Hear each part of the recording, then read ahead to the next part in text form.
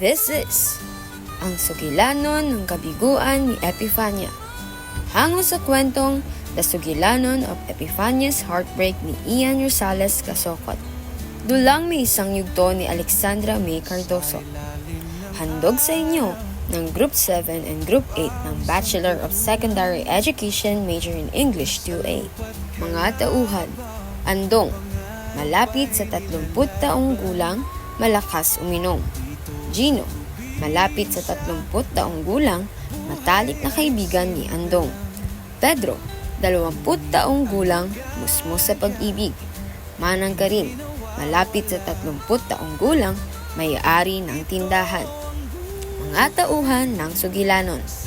Epifania, 15 taong gulang, simpleng dalagita. Lola Intan, malapit sa 18 taong gulang, lola ni Epifania, maaalalahanin at mabagal kumilos. Manang Tiyay, lagpas sa 15 taong gulang, may-ari ng tindahan, madaldal at mabilis magsalita. Bangbangin, lagpas sa 20 taong gulang, lalaking anak ni Tiyay, gwapo at matipuno. Tagpuan at panahon. Ang inuman ay nasa harap ng isang tindahan sa Negros. Nangyayari ito sa kasalukuyan, sa panahon ng tag-init, sa isang hapon na papuntang takip siling. Ang sugilanon ay nangyayari sa bayan ng Tolong sa nakaraang panahon. Ang dula. Pagbukas ng entablado, makikita sina Andong, Gino at Pedro sa harap ng isang tindahan. Masikla ang kwentuhan at tawanan habang pinupungga nila ang tuba. May isa sa kanilang sumisigaw kay Manang Karim para maglabas pa ng tuba, na siya namang lalabas para kunin ng mga boteng wala ng laman. Habang nangyayari ito, tahimik na pinagmamasdahan ni Pedro ang mga nangyayari habang may hawak na baso ng tuba na hindi niya iniinuman. Mapapansin siya ni Gino.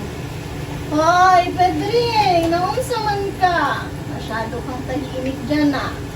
Wala naman yung Gino. Sus, anong wala? Kanina ka pa nagmumukmuk dyan. Bakit hindi ka na lang umuwi? Unsa? May uuwi. Sinong uuwi? Si Pedro daw. Mang Gino, wala akong sinasabing uuwi ako ha.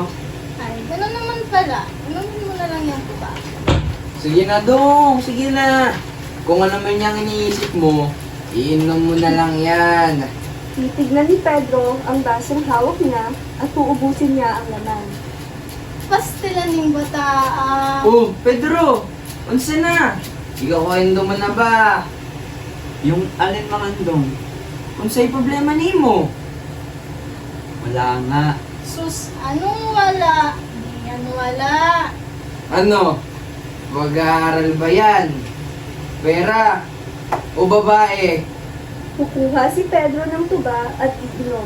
Matatawa si Andong. Sus, sabi na nga ba? Oh, ay nang karing! Nai problema sa babae. Asa na to ba? Ay sus, hinay-hinay nga kayo Andong, naubusan ako dahil sa inyo eh. Binabayaran ko naman ah. Pisti ha, yan rin nga sinabi mo dati. At anong binayaran mo? Ako yata ang nagbayad ng nakaraang inom natin eh. Uy! Babayaran ko naman talaga ngayon. Sinabi mo yan ah. Yeah. Sige na nga, isa pang bote, pero isa na lang ha. Sabayan mo na rin ang coke, manang. Dagang salamat. Maglalabas ng coke si Manang Karim bago siya pumasok ng tindahan. Oh, Pedro. Ikaw kwento mo na ba o kailangan mo pa ng tuba? Hindi iinit si Pedro. Pedring, kumusta na si Nilan eh? Iinom ng tuba si Pedro. Bay, kinsa si Melanie? Si Pedro ang tanungin mo. Oh, Pedring, kinsa si Nilan eh? Hindi sasagot si Pedro. Oh, bakit? Hinasted ka ba? Gino naman. Ay sus, hinasted nga. Hi, Pedro. Mga bagay na ganyan, iinom mo na lang. Jesus, wag mong dibdibin yan. Alam mo kung bakit? Hindi sasagot si Pedro.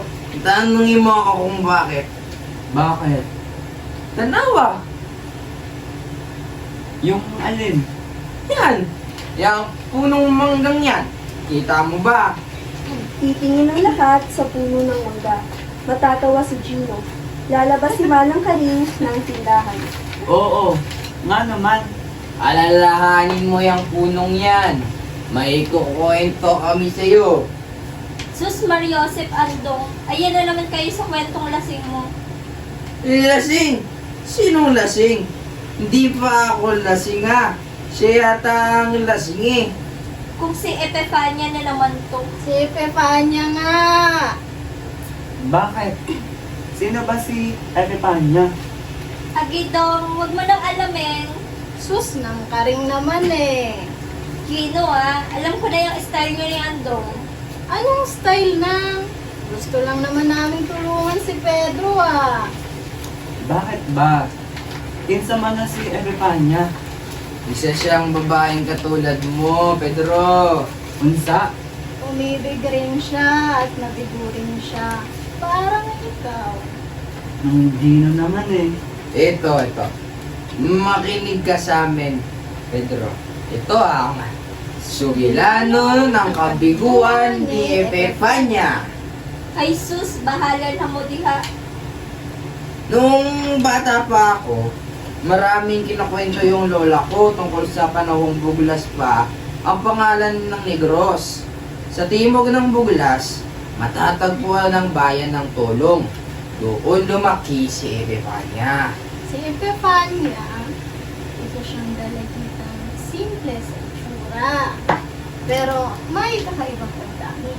At isa pa, noong kakapanganak pa lang sa kanya, may bahid na raw siya ng hiwaga. Oo, kwento ni Lola, nung pinanganak daw si Epifania, hindi siya umiyak.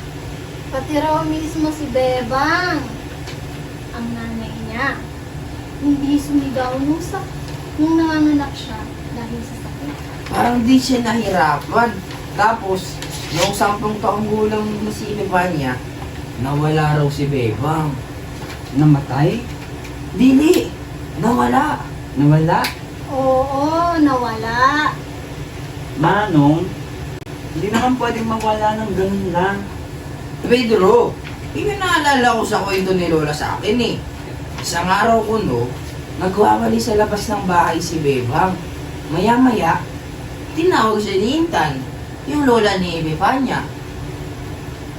Habang nagsasalita si Andong, lalabas ng entablado si Lola Intan.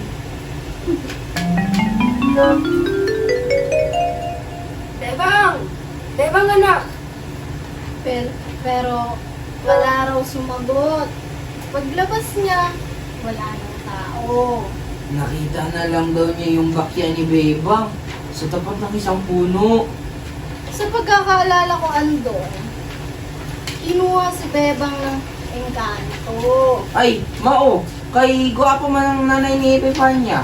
Guwapa jud kaayo si Bebang, kaya siya kinuha ng engkanto. Nakatingin si Lola Intan sa isang pares ng bakya. Luluhod siya at sisigaw. Mga walang awa kayong mga engkanto! Walang awa! Bakit si Bebang Bang pinili niyong ibigin? Ibalik niyo siya sa akin! Ibalik niyo ang anak ko! Habang nagsasalita si Lola Intan, lalabas si Epifania. Lola? Tatayo si Epifania sa harap ni Lola Intan at titignan ng bakya. Kawawa akong apo. Paano ka na? Wala na ang nanay, Bebang mo. Malapit na rin akong mawala, iyak. Sino na lang ang mag-aalaga sa'yo? Lalapitan siya ni Epifania at tititigan ni si Lola Intan sa mata. Kala ko ng sarili ko, Lola. Meron namang pag-ibig na laging magbabantay sa akin. Titignan ulit ni Epifania ang bakya. Lalabas ang maglola ng entablado habang nagsasalita ang mga nag-iinuman. Edit good. Tapos di ba 10 years old pa lang si Epifania? Ay sus! Hindi ka nakikinig. Mahiwagang bata nga si Epifania, di ba? Kaya ganun siya magsalita? Oo! Tapos nung inuha ng engkanto yung nanay niya, doon niya raw nang naranasan ng iwanan ng taong mahal niya. Kaya simula noon, kung ano man ang mahalin ni Epifania, gusto niyang makuha para sa sarili niya. Pero ano naman kailangan nito sa pagka-busted ko? Team sabay, wala pa ako nahuman. Nagsisimula pa lang ako eh. Buti na lang, marami pang kuba. Kaya naman, 5 taon, pagkatapos mawala si Bebang, muntik nang mawasak ni Epifania ang kalawakan. Mawasak ang kalawakan? Mang Andong, lasing ka na ata eh. Di ba nga ako lasing?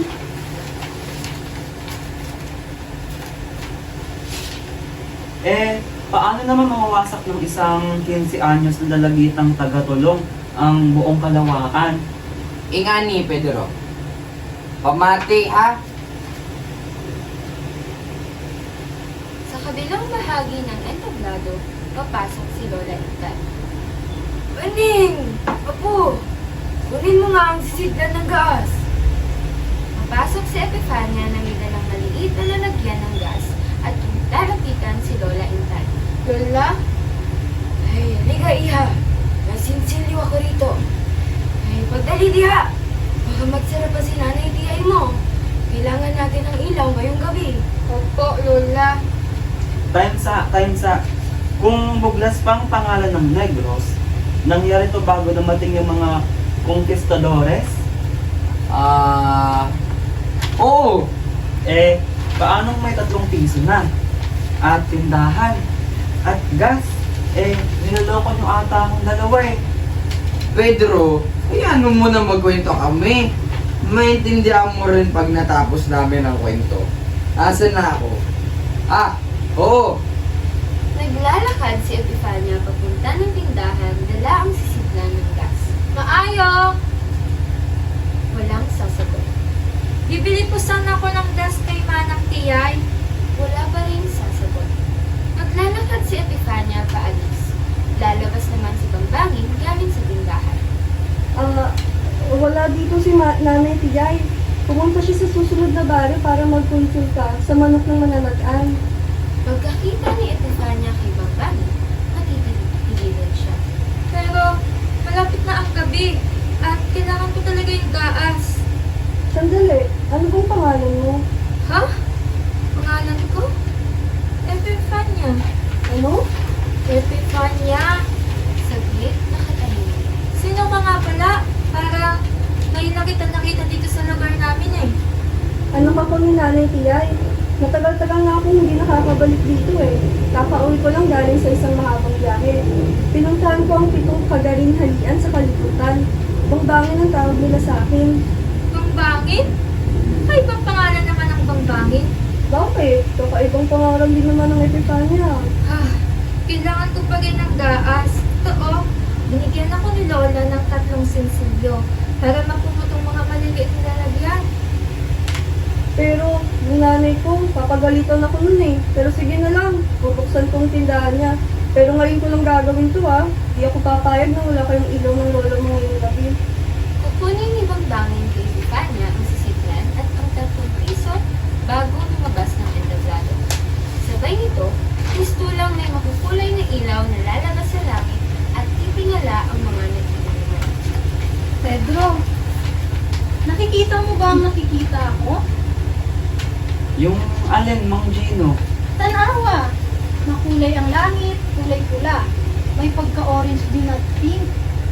Parang ganyan ang nakita ng mga taga-tolo ang gawin yun. Pero hindi yun napansin ni na Epifania at Bambangin. Papasok si Bambangin at iaabot ang sisidlan ng gas kay Epifania. Daghang salamat! Lalabas ng entablado si Bambangin, maglalakad si Epifania pa uwi. Pero, ay sus! Napansin ni Epifania na may nagising sa puso niya. Gugma? Dili! Libog! Ay, kung ano man yun, siguradong may naramdaman si Epifania sa pagkatao niya. May naramdaman siya para kay Bambangin. Bay, ang deep mo na rin. Parang si Epifania. Magtatawanan ng mga anak kabilang bahagi ng entablado, mapapansin ni Lola Intan si Epifania. Aning! Apo! Ay, nakauwi ka na pala. Diri na. Lagyan mo na ng gas ang mga lampara natin. Hindi sasagot si Epifania. Nakatitig lang siya sa isa kanyang hawak na sisidlan ng gas. Apo! Maayos ba yung ginawaan? Hindi sasagot si Epifania. Aning! Nakita na ako kung unsay ipangita sa akong kasing-kasing. Ay! Iya! Sino siya? Siya ang aking kinabukasan. Lalabas ang maglola ng entablado. Kung di nyo ba nahalata, crush na crush ni Epifania si Bangbangin. Susbay, di lang crush yun. Pero, Mang Gino, doon naman yung nagsisimula hindi ba? Ay, expert! Sa crush lang din naman nagsimula yung kay Melanie. Uy! Di pa ako tapos. Nabukasan, siyempre, bumalik si Epifania para hanapin si Bangbangin. Dala ang sisidlan, maglalakad si Epifania papuntang tindahan, kung saan nagwawalis si Manang Tiyay. Ay, Manang Tiyay, nandyan po ba ang anak ninyo? Si Bangbangin? Ayun! Sinamahan niya tatay niya. Nagbubungkal sila sa bukid. Ah, Oh, kamusta na ang lola Intan mo? Nandito ka ba para sa gas mo? oo, humanpod. Hindi ako para sabihin sa anak mo na mahal ko siya. Si Bangbangin? Mahal mo si Bangbangin? Oo, Manang Tiyay. Agoy! Hindi ba lang ako sinabihan ng anak ko? Matagal na ba siyang nanliligaw? Hindi. Kahapon ko lang siya nakilala eh. Kahapon lang? At mahal mo na? Ay, Paneng! Huwag kang magsalita ng ganyan. Totoo ang sinasabi ko. Amaw! Itulog mo na lang iyan para magising ka mula sa kalokohang iyan. Hindi ko kayo maintindihan. Minahal ko lang naman ang anak ninyo. Bata, ay. Oh, ayan ang gas mo, Paning. Dali na, at tunakaw. Maglalakad si Epifania paalis, pero haharap ulit siya kay Manang Tiyay. Mahal ko si Bangbangin. At magiging akin siya. Uli na, Epifania. Kung hindi, papaluin kita gamit ang walis na to. Sus Maria Joseph Inday, kahit anong gawin mo, hindi mangyayari ang sinasabi mo. Nabigla si Manang Tiyay sa sinabi ni Epifania. Sa galit niya, nasabi niya Hanggat hindi naghahatid ng hangin ang Puertos de Negros sa tulong, hanggat hindi pigilan ng hangin ang walo-walo, hanggat wala ng panganod sa langit, hanggat mawala ang buwan. titigil muna ang mundo bago ko pagbigyan ng hiling mo. Babalik ako dito kung napatigil ko na ang mundo. Nabuang na ning bata Maiinit si Manang Tiyay at hawak ang kanyang walis, hahabulin si Epifania palabas ng entablado. Tatawang mga magiinuman maliban kay Papa. ipapatigil daw ang mundo. Amaw! Nga naman, di ba niya nagawa? Pedri, naniniwala ka bang nagawa nga niya? Mang Gino, walang imposible sa taong umiibig. Sus! Uy, Gino! Tama si Pedro. Di ba? Mahiwaga si Epifania. Ay, oo nga. Anong ginawa niya? Papasok si Epifania ng entablado. Habang nagkukwento sina Andong at Chino, iaabot nila kay Epifania ang lahat ng mga bagay na nababanggit nila. Mauni, kinabukasan, maagang nagising si Epifania. Nagbakad siya ng isang boteng tubig at isang malaking piraso ng baye-baye na ginawa ng lola niya. Kumuha rin siya ng malaking sanga galing sa punong mangga. Naglakad siya hanggat narating niya ang paanan ng Puertos de Negros at kumanta siya. Mistulang naglalakad si Epifania papunta sa paanan ng bundok. Habang siya'y naglalakad, maririnig ang pag-ihip ng hangin. Titigil siya sa paglalakad, luluhod at kakanta habang naghuhukay gamit ang sanga. Sa amin, ako kasing-kasing kahiba. Inaduntak ang laon, Doon ako magbati. Inang bukit nga dili muyog ug hangin. Pagkatapos ng kanyang awit, may madidinig na ingay galing sa ilalim ng lupa. Titigil ang tunog ng hangin.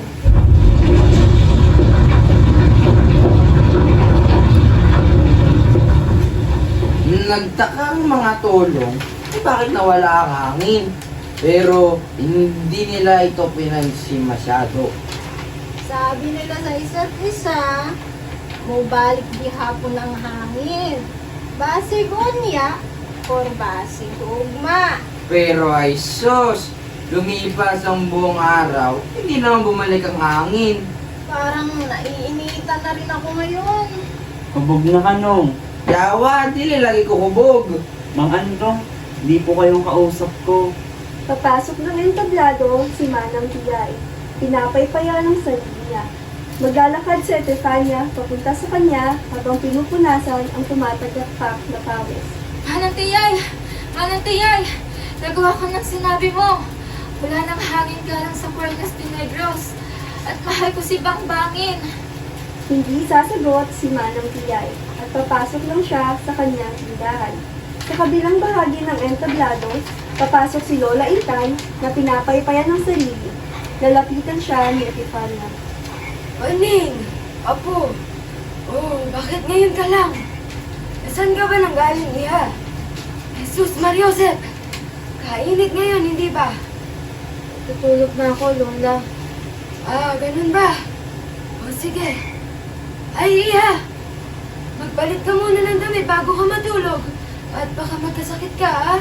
Opo, Lola. Pagmamasdan ni Lola Intan si Epifania habang palabas siya ng entablado. Titingin muna siya sa paligid habang pinapaypayan ng sarili bago lumabas ng entablado.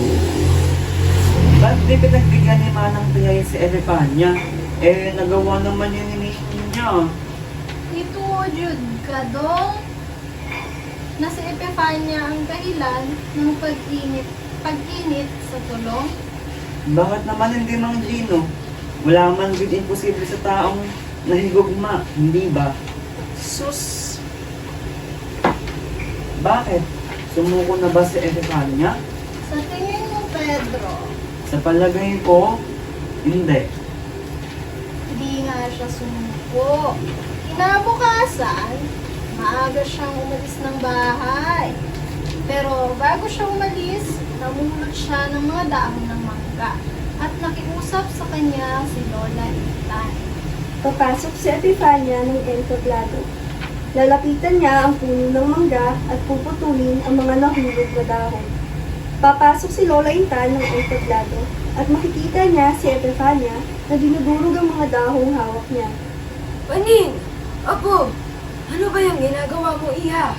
Makikita ni Lola Intan ang mga durog na dahon na hawak ni Epifania. Eh, para saan ba yan? Hindi sasagot si Epifania. Iha! Sagutin mo nga ako! Ikaw ba ang may gagawa nito? Magpapatuloy lang si Epifania sa pagkuha at pagdurog ng mga dahon. Nakalimutan mo na ba ang nangyari sa nanay bebang mo? Matitigilan si Epifania, haharap siya kay Lola Intan. Hindi, Lola.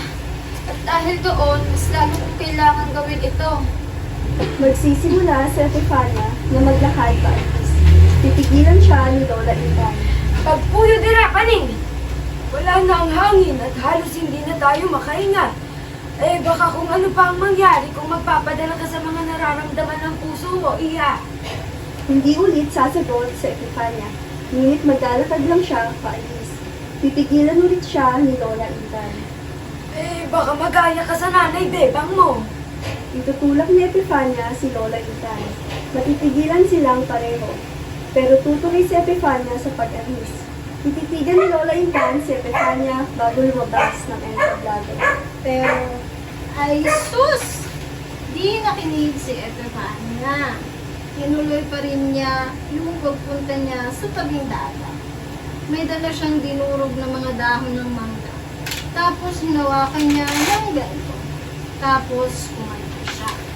Habang kumakanta si Epifania, Sasabayan din siya ni Andong at Gino dahil sa kalasingan.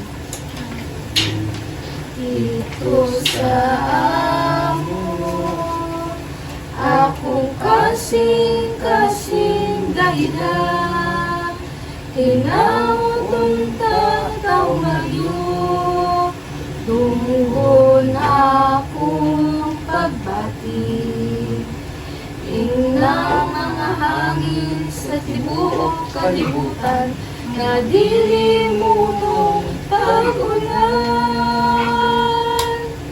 Iyahagis ni Epifania ang mga dahon at biglang maririnig ang tunog ng malakas na ulan.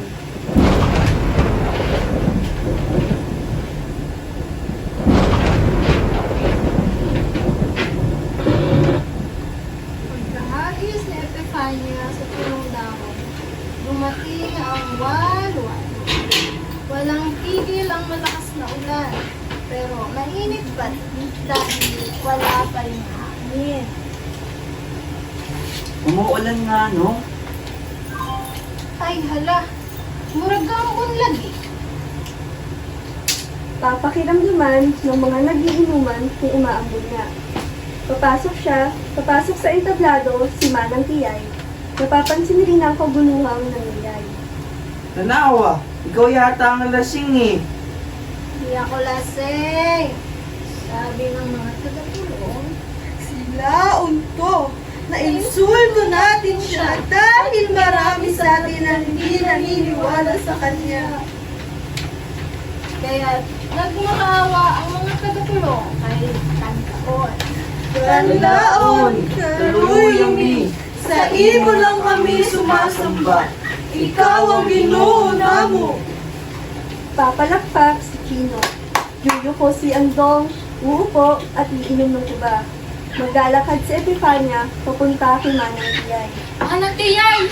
Nagawa ko ng sinasabi mo. Wala nang hangin galing sa Puertos de Negros. Dumating ng walo-walo. Mahal ko si Bangbangin.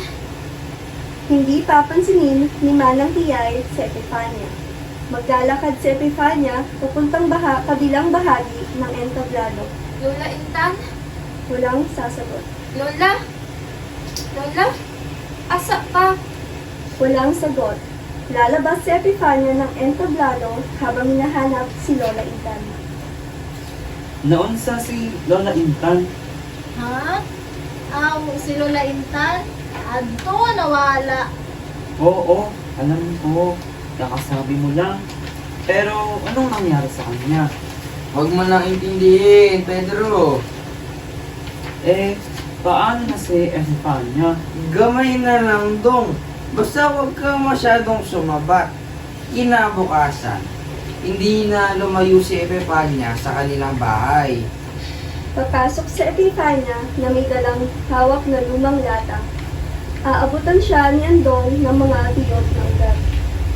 Kumuha siya ng mga ugat galing sa punong mangga at naghintay ng matagal para matuyo sila.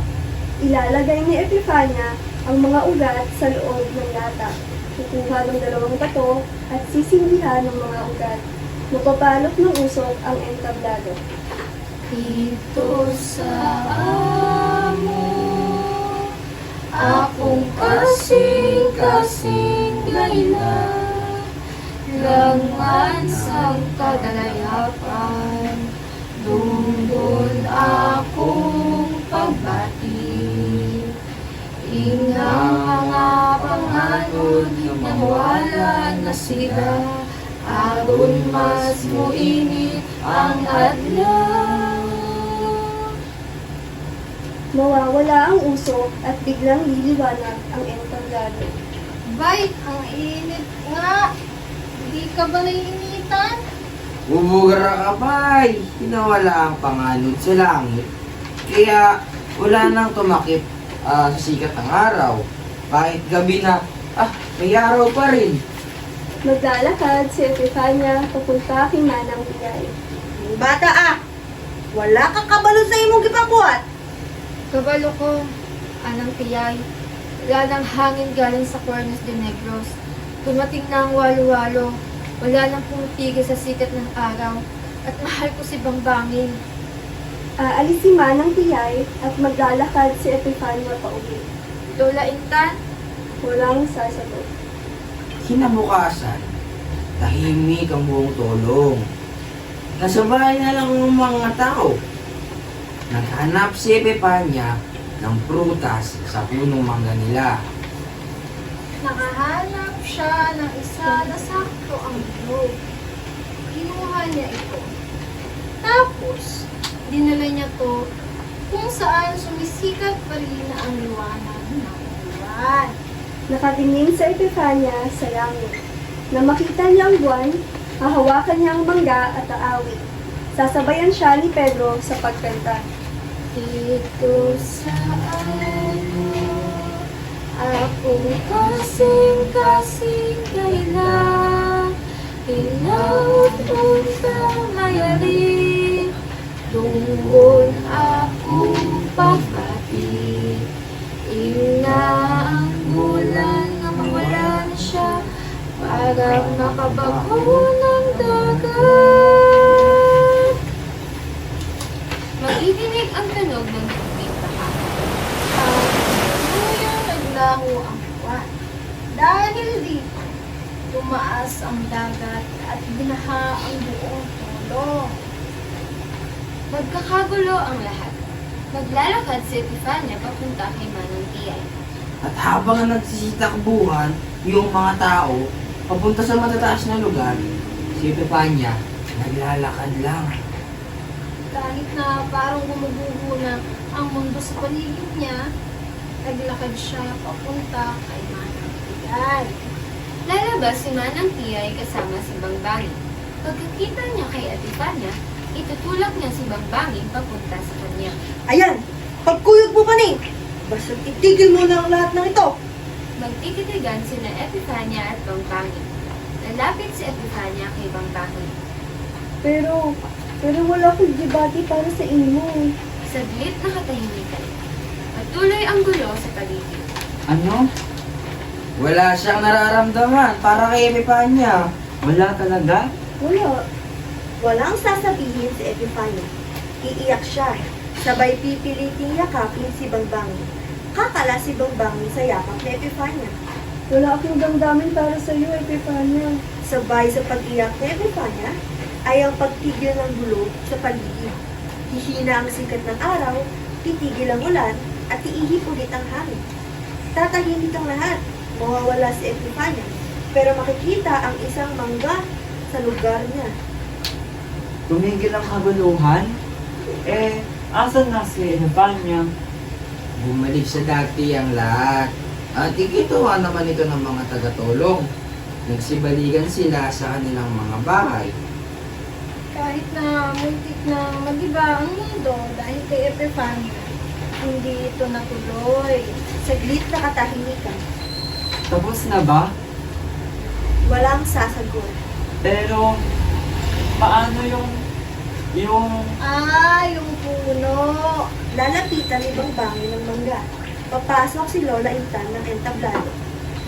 Lola Intan, ang inyo po ako. Ay, kabalo ko. Tumigil ang hangin. Dumating ang walo-walo. Nawala ang mga panganod sa langit. At naglaho ang buwan. Dahil sa kanya.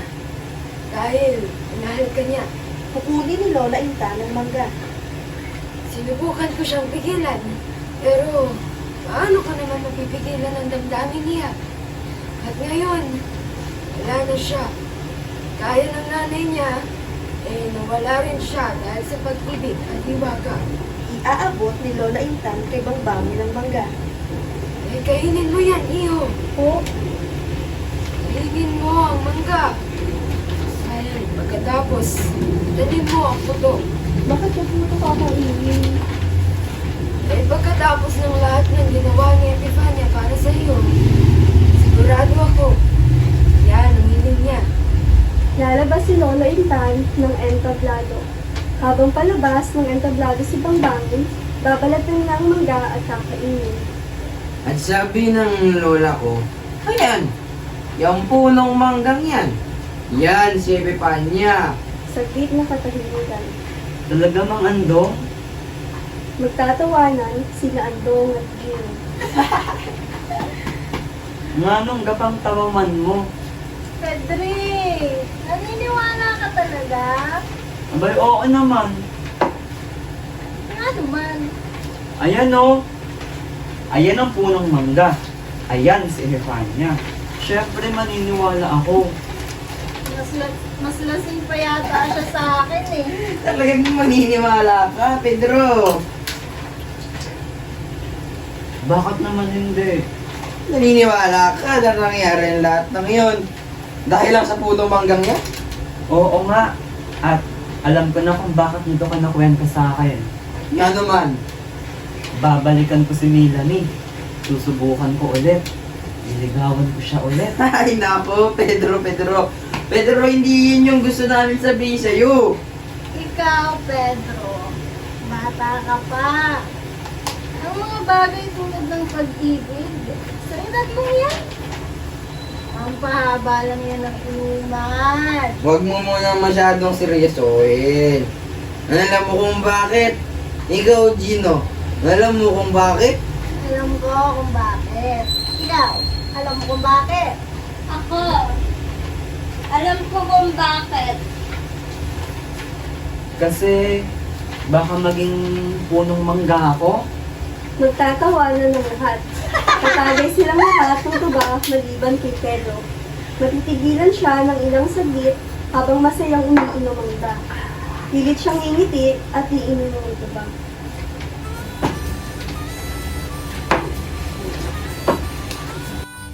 Mary Rose Dagno as Gino, Joshua Dorado as Pedro, Christine Garcia as Manang Karing, Deshaun J. Pascua as Andong, Riza Bautista as Bangbangin, Ailinda De Asis as Epifania, Shamel Laiba as Manang Tiyay, and lastly, Jesselie Klodgestan as Lola Intan. Probinsya, buhay ay simple lang. Ngunit ang ligaya, hindi nawawala.